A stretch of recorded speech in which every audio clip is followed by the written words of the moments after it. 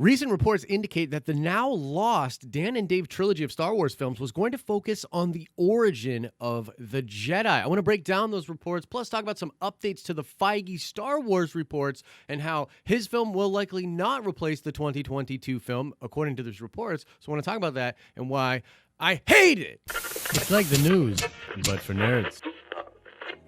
Today's shout out goes to Peregrine. Indeed, the Dan and Dave films were going to focus on the early origins of the Jedi. Make sure you stay to the end of this video where we will ask another nerd card question. What's up, everybody? Happy Friday to you. I'm Josh. Welcome back to the channel. And yes, indeed, you made it through another work week. Congratulations.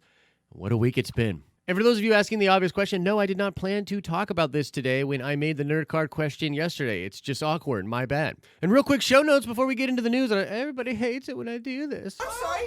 Did you get addicted to crack? But look, we got a couple things going on with the channel on Saturday, tomorrow at noon Eastern Standard Time. I'm announcing a big channel update, changes for the content here, things happening with Star Wars content, why everybody's freaking out. And we're also doing an emergency stream over on Patreon today for Patreon subscribers. So if you're interested in the tea, in the drama with this channel, with Star Wars, and the big changes that are coming for the content here, if you're Patreon, come check out today at 3 p.m. Eastern Standard Time. We're going to do a stream where I'm going to talk to you guys about it. And then on Saturday at noon, we'll talk about it as well. So just wanted to put that out there. Okay, so let's get into the news, guys. This is going to be about how Dan and Dave's trilogy was going to tackle the origin of the Jedi. Now, this is according to Variety, and Variety had that big report, man. We talked about this yesterday. They're just explaining everything. Basically, what's happening right now is since it's official now that Dan and Dave are gone, all these different outlets and reporters are trying to talk to their sources, trying to figure out what's going on, and put out their report, their version of it, right? It's huge news. We've been talking about it a lot on the channel this week, so yeah, it's huge news. You know, things are starting to come out. Now, Variety has nailed down that Star Wars, this is the quote from the Variety article. It says, the Star Wars period the pair was interested in exploring was how the Jedi came to exist. Okay, so that's pretty cool. Now, I'm going to get into more of my speculation about this and whether or not Disney should go ahead with this plan towards the end of the video, so stay for that. But I will just say this. There's confusion out there because fans are saying, oh, this confirms that, yeah, they were working on Old Republic, while other fans are saying, like, no, this is way before the Old Republic. This would be the origin of the Jedi. I think people are just kind of mincing words and confusing the lexicon within this fandom. So technically, you could say anything pre-Republic is Old Republic. Like, that is both the denotation for the time period that exists before there and the Old Republic, like, actual big story that most people point to, which is like Revan and Malik and all of that stuff, okay? So there's those two things that people are referring to when they say Old Republic. Let me give you an example. So one of my favorite graphic novels, and then John Jackson Miller did some novel stuff with this as well, was The Dawn of the Jedi, right? And The Dawn of the Jedi was literally the story of the Bogan and Ashla, the two moons, the Force users that first became the Jedi, which predated the Jedi and became the Jedi in Legends now. So that story is way before Revan and Malik and all that, but I believe it was technically called Old Republic. Like, it was still considered under the banner of Old Republic as far as the time period was concerned. So I don't know, like, take that for what you will. Basically, they were going to go way back and tell a story about the origin of the Jedi and understanding the Force. Like I said, I'll speculate about that in a second. Now, quickly, I want to go over the official news out there about the Feige stuff. And again, speculation at the end of the video, okay? So the official word out there is a lot of people are reporting that no, Kevin Feige will not take the 2022 date. This was the first date of the Benioff and Weiss trilogies, and I saw a lot of articles pop up about that. And you know, in the sake of transparency, that is what is being reported. All of the reports that are suggesting that Feige will not actually take that 2022 date are going back to this article. Okay, and saying that they're maybe hearing things confirmed of that as well from sources. So this is where this is coming from. It says right here in the article, although Disney and fans might hope for Feige's touch to come to Star Wars sooner rather than later, it's unlikely the Marvel executives' feature will be moved into that December 2022 slot that was once carved out for Benioff and Weiss. Feige, who was recently promoted to expand his oversight to include television as well as films and other creative parts of the comic book powerhouse, will next launch a massive slate of MCU TV spin-offs for Disney Plus, which launches November 12th. Okay, so that's literally where all of this is coming from. And to me, like, there's no definitive proof there. It's not like they're saying, hey, we heard from a source for sure Feige is not moving into that 2022 slot. What they are saying is that what they are hearing is mostly this narrative of like, yo, Feige's too busy. Like, Feige's too busy to just jump into this 2022 movie.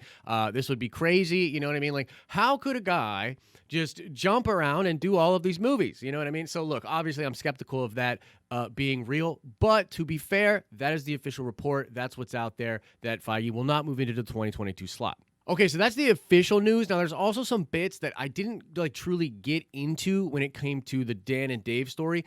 THR is also reporting that they are not wanting to deal with toxic fandoms, and that's a big part of why they did not do the Star Wars thing. And I want to talk about that. So here's the next 3 things that I want to talk about and focus on for the speculation part of this video. Number 1, toxic fandoms, Star Wars. What's going on with that? Because obviously, like, you'll see where my head is at with this, but we've been in a bit of a controversy ourselves when it comes to that, so I want to kind of dive into that. Next, I want to talk about the Feige thing. I want to talk about, whether or not he will jump into 2022. Can he jump into 2022? And then I want to talk about whether or not Disney should do the Origin of the Jedi. Should they continue with those plans? Because they seem to be happy with what Dan and Dave were at least working on, and I think a lot of fans want that. So we'll get into all of that, okay? Okay, so let's talk fandom, man. Let's talk the Star Wars fandom. At this point, I think it's pretty undeniable the Star Wars fandom is not in a good place, right? There's a lot of toxicity in this fandom. Whether or not people are toxic because they hate the new films, or whether or not people are toxic because they love the new films and view any opposition to them or criticism of them as toxicity. There's toxic people on both sides of that particular fan divide. Speaking of this is a pretty good time to mention that I will be on the Rule of Two podcast this coming Monday with Mark Yodi Riley and Mark Fernandez over on the Collider channel. So I'm literally going to be on Rule of Two this coming Monday, and one of the topics we're going to talk about when I was talking to Fernandez and Riley about it was we're going to talk about fandoms. We're going to talk about fandoms, and we're going to talk about where the Star Wars fandom is at. So if you got some questions that you want to just hear me talk about or them talk about, whatever, just come check out the freaking podcast on Monday, would you? But here's the TLDR on the fandom. This is where I'm at with it. This is what I believe is going on. We're in a bad spot, and it is true that it's so toxic and really tumultuous that big name people are looking at that as a negative. Now, I do think the Dan and Dave situation is different because of what they did the last season of Game of Thrones. And I'm sorry, I can defend a lot of different things. I just can't defend that last season, particularly the last episode, the ending, the rush, everything. I can't do it. But having said that, it is still concerning that big talent is literally afraid of this fandom. And the thing is, man, look, there's no easy way out of this. We're in a tricky spot. We all need to be better as fans. But yeah, the fandom is in a bad spot.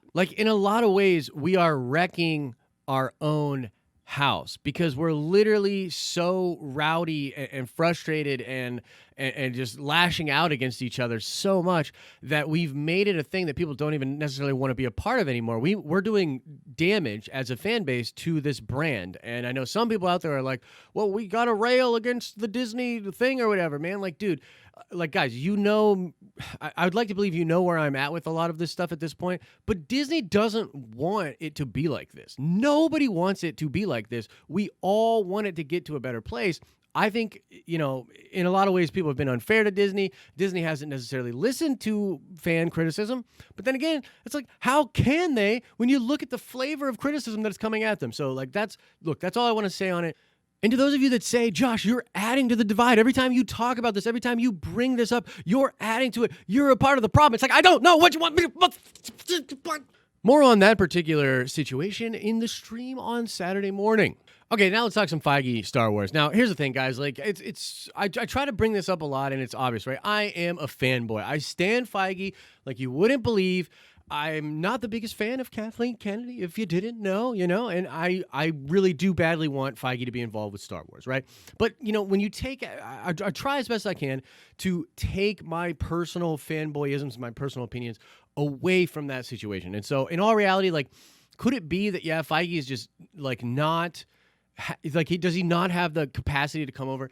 That could be true. And frankly, I think there's an argument to be made that maybe Disney doesn't want Feige to come over and take that spot because, I've been reading a lot of these different articles about this. And even in this Hollywood Reporter article, they're talking about how Alan Horn coming out and making the statement about Feige and Kathy working together on a Star Wars project and talking about how Kathy's closing up one part of Star Wars and we're all looking forward to the next chapter.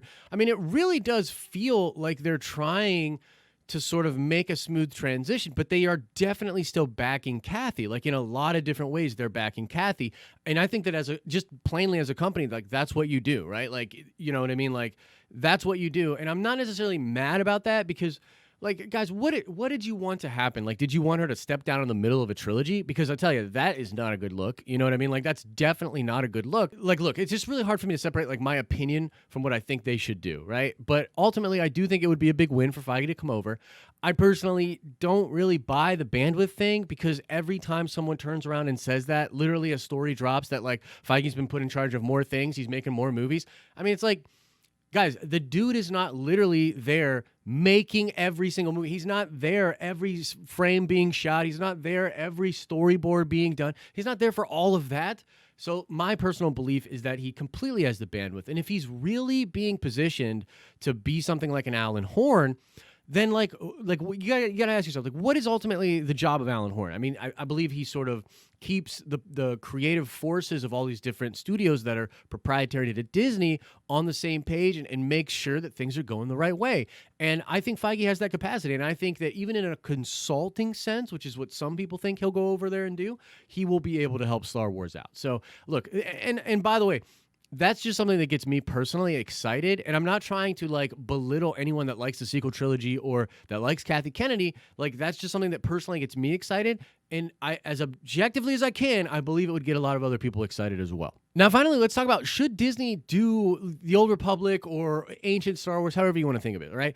This one's kind of interesting to me because, you know, Old Republic, I can see the distinction, right, between like Old Republic, where there's an established Jedi, there's an established Sith, you know, there's empires on both sides where there's a lot of lightsabers and stuff. That's kind of what I was imagining that Dan and Dave should do because, like, I just imagine kind of like Game of Thrones with lightsabers. And, you know, there's a lot of parallels there. Like, you know, there could even be sort of feudal kind of things going on where Sith overlords owning different parts of space and, you know, whatever. They could do a lot of interesting, really cool things there. Going back to the origin of the Jedi itself, I think is so intriguing. And I really do believe that just in like a sort of, if you step back from like a branding perspective and you're like, well, what should Star Wars do next after they close up the iconic Skywalker saga, right? Like, let's just think of it in terms of business, right? So we close up the Skywalker saga. Where do we go next? Well, if we go forward, it's gonna feel a little weird because we're gonna wonder what the impact of the Skywalker. It doesn't necessarily feel like we're really done with that, right? If we go forward, unless we go way forward. So I think going back actually makes a lot of sense. And if you go all the way back to when the Jedi were first created, I mean, that's just plainly, that's a great log line. You know what I mean? From a producing standpoint, it's like the origin of the Jedi. Like we're exploring the origin of the Jedi. And really what they should say is we're exploring the origin of the Jedi and the Sith. That would be dope. And so in a sense, I could totally see how that would play. It brings in casuals because like everybody knows what a Jedi is, you know what I mean? And despite, you know, how people feel about whatever movie in Star Wars, everybody likes Jedi if they like Star Wars. So, you know what I mean? There's very little people that are like, oh, I love Star Wars, but screw the Jedi and the Force, man. That's stupid, right? So that's not going to be an issue. So ultimately, yes, I do believe that they should move ahead with the origin of the Jedi. I think that's really freaking cool. And interesting, too, is this thing that right now, you know, Lucasfilm feels like they've handed a ton of losses. They feel like they're losing this week, and some Star Wars fans feel like they're losing this week. I don't think it's necessarily a great week for them, but there's actually a lot of silver linings.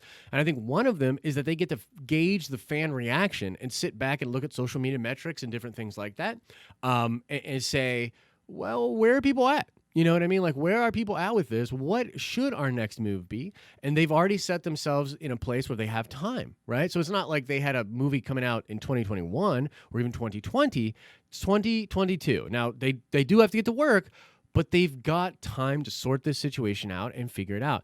And again, you know, without going too far down the fanboy rabbit hole, my wish and my hope is really that, yeah, bring Feige over, allow him to produce a trilogy of movies that I think Jon Favreau and Dave Filoni should be heavily involved with. And if they can get George Lucas to be involved and they have that kind of thing going on, oh my goodness. Like, I would just be really into that. You know what I mean? Like, those are just the names, the personalities, and the brands that I think would be really good for Star Wars and really good for the future of getting behind Star Wars. You know what I mean? Because even the people that love the sequel trilogy and that will love Episode 9, there's still a sense of like, okay, well, what's next? You know what I mean? And so they have to invigorate everybody. They have to invigorate the people that are happy right now, and they have to invigorate the people that are not happy right now. They have to at least attempt to invigorate as many Star Wars fans as they can, and I think this is just the way you do that. And so again, small reminder before I get out of here, we're doing a live stream on Patreon today at 3. That's going to be really cool, talking with the Patrons about behind-the-scenes stuff, what's going on with Star Wars, and then we're doing a version of that on Saturday, tomorrow at noon.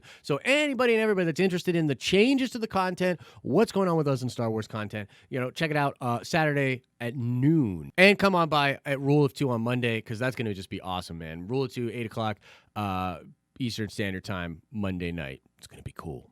And now let's check the nerd card before we get out of here. I want to know, what is the name of the Mandalorian's ship in that series on Disney Plus? I think it's got an amazing name. Looks prequel era to me. What is the name of that ship? Answer that question in the comment section below. As I always say, I hope you're having an awesome and a nerdy day, and I'll see you in the next video.